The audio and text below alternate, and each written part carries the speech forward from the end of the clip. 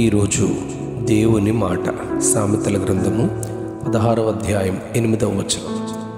నీతితో కూడిన కొంచెమే శ్రేష్టము, నీతితో కూడిన కొంచెమే శ్రేష్టము. అన్యాయము చేత కలిగిన గొప్ప వచ్చుబడి కంటే నీతితో కూడిన కొంచెమే శ్రేష్టం. దావీదు కుమారుడును ఇశ్రాయేలు రాజునైన సొలొమోను రాసిన సామెతల గ్రంథంలో ఎంతో జ్ఞానము, వివేచన, దేవుని యందలి భయభక్తులు బోధించే ఎన్నో సామెతలు రాజైన సొలొమోను బోధించారు. ఈ ధ్యాన వాక్యంలో నీతిని గూర్చి మనం ఎంతో ఆలోచించాలి. దేవుని చేత నీతిమంతులుగా తీర్చబడిన వారు లోకంలోనున్న దేని కొరకు పాకులాడరు, ఆరాటపడరు. నిత్యము వారు దేవునిని సంతోషపరచుటకే, దేవునిని ఘనపరచుటకే ఆలోచిస్తారు.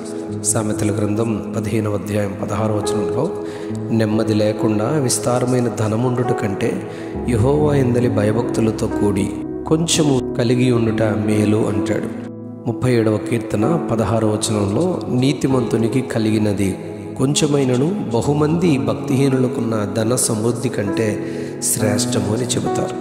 సామెతల గ్రంథం 21వ అధ్యాయం 6వ వచనంలో అబద్ధములాడి ధనము సంపాదించుకోవడం ఊపిరితో సాటి దానిని కోరువారు మరణమును కోరుకుందురు అని బోధిస్తారు. ఇర్మియా గ్రంథం 17వ అధ్యాయం 11వ వచనంలో న్యాయ విరోధముగా ఆస్తి సంపాదించుకున్నవాడు తాను పెట్టని గుడ్లను పొదుగు కౌజు పెట్టవలే ఉన్నాడు. సగము ప్రాయములో వాడు దానిని విడవలసి వచ్చును. అట్టివాడు కడపట వాటిని విడుచుచు అవివేకగా కనబడును అని చెప్పబడింది. మీకా గ్రంథం 6వ అధ్యాయం 10వ వచనంలో అన్యాయము చేయువారి ఇండ్లలో అన్యాయము చేత సంపాదించిన సొత్తులు చిన్నదిగా చేయబడిన హేయమైన కొలతయు ఉన్నవి గదా అని ప్రవక్త చెబుతారు. తిమోతికి రాసిన మొదటి పత్రిక 6వ అధ్యాయం 9వ వచనంలో ధనవంతులగుటకు అపేక్షించువారు శోధనలోను ఊరిలోను అవివేకయుక్తములను హానికరములనైన అనేక దురాశలతోనూ పట్టబడుదురు. అట్టివి మనుష్యులను నష్టములోను నాశనములోను ముంచివేయనందుకనగా ధనాపేక్ష సమస్తమైన కీడులకు మూలమని చెప్పబడింది. యెహోషువ గ్రంథం 7వ అధ్యాయం 21 నుంచి 24 వచనాల్లో యెరికోను జయించి దానిలోని సర్వమును సమస్తమును దేవుని మాట ద్వారా కాల్చివేయమని చెప్పగా ఆకాను శపితమైన దానిలో కొంత అనగా ఒక షీనారు పై వస్త్రము, 200 తులముల వెండి, 50 తులముల బంగారు కమ్మిని తీసుకుని తన గుడారము చాటును దాచుకుంటాడు. దేవుని సైన్యము యెరికోను జయించిన తర్వాత చిన్న పట్టణమైన హాయి వారి ముందు దేవుని ప్రజలు ఓడిపోతారు. వారు దేవుని సన్నిధిని నిలబడినప్పుడు వాటమికి కారణం ఆయన తెలియచేస్తారు. యెహోషువ గ్రంథం 7వ అధ్యాయం 25వ వచనంలో ఇశ్రాయేలీలందరూ ఆకానును రాళ్లతో చావగొట్టారు, అతడు చనిపోయాడు.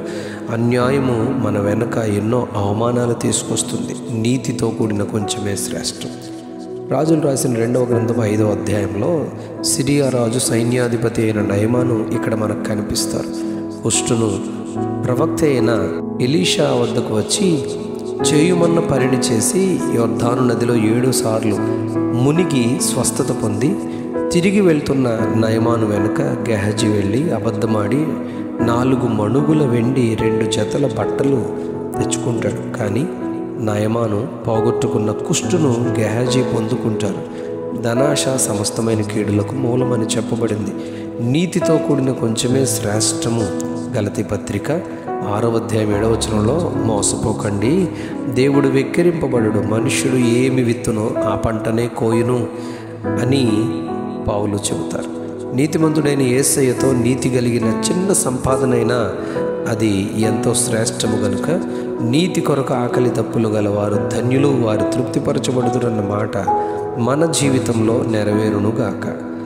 Amen, amen, amen. నీతితో కూడిన కొంచెమే శ్రేష్టం, నీతితో కూడిన కొంచెమే శ్రేష్టం. ఆమెన్.